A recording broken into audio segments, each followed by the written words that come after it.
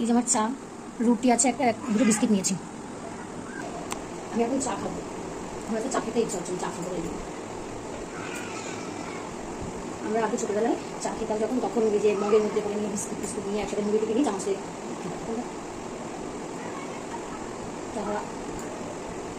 চাই খাওয়া হয়ে ওঠে না। আমি কিন্তু চা খেতে ভালোবাসি না, যখন ভালো লাগে তখন খাই। থেকে বড়টা ব্যথা ব্যথা লাগলে আমি লিকার চা করে খেলি। মা করেছিল চা, আমি গরম করি না।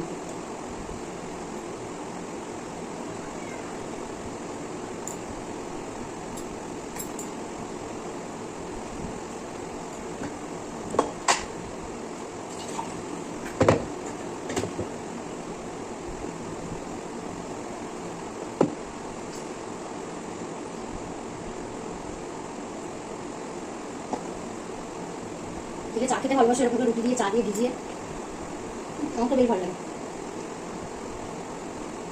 আজকে আমাকে রান্না করতে হবে।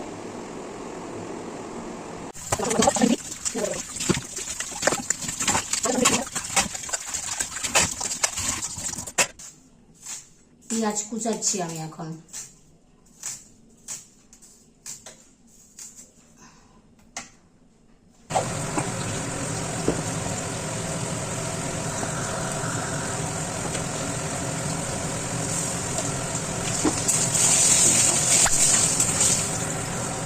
ভাজা হয়ে গেছে, খুলে দেবো।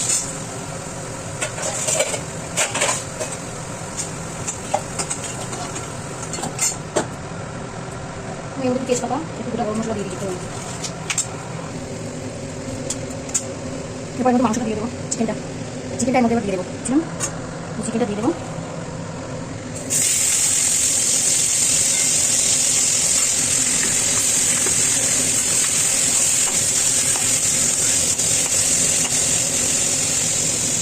ভাজা ভাজা হবে চিকেনটা, ছুরি দিয়ে কেটে দিয়েছি, তাহলে শুধু ছুরি দিয়ে কেটে দিয়েছি।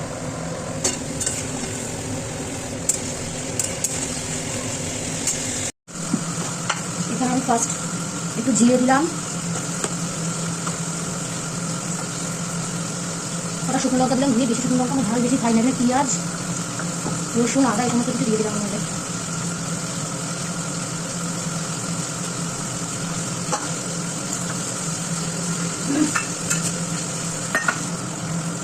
টমেটো কুচিটাও দিয়ে দেবো।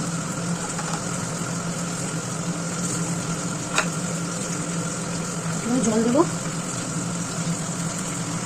এই কটা কাঁচা লঙ্কা দেবো, বাস। আর কি আরেকটু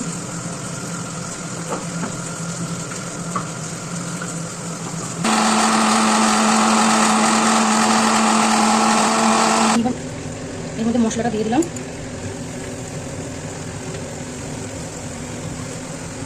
হলুদ দিলাম,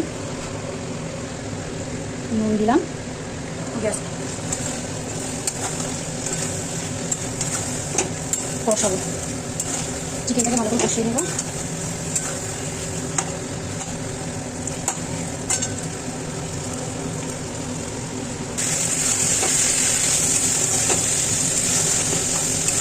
আমাদের বাড়িতে আমি আর আমার ভাই চিকেন খাই, আমার বাবাও খায় না, আমার মাও খায় না, তাই অল্প ঝাল দিয়েছি, বেশি ঝাল খেতে পারবে না আমার ভাই। হয়তো লাল লাল তরকারিটা আমাকে পছন্দ করি না আমরা।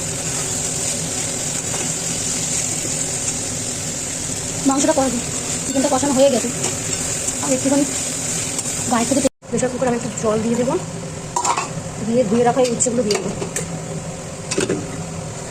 ওখানে এটা বসিয়ে দেবো, এটা হতে লাগবে। চিকেনটা এরকম অবস্থা হবে, তেল ছেড়ে দিয়েছে, কষানো হয়ে গেছে চিকেনটা।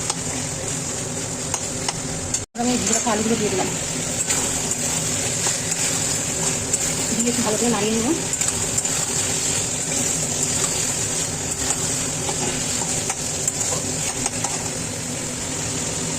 আমি জল দিয়ে দিলাম।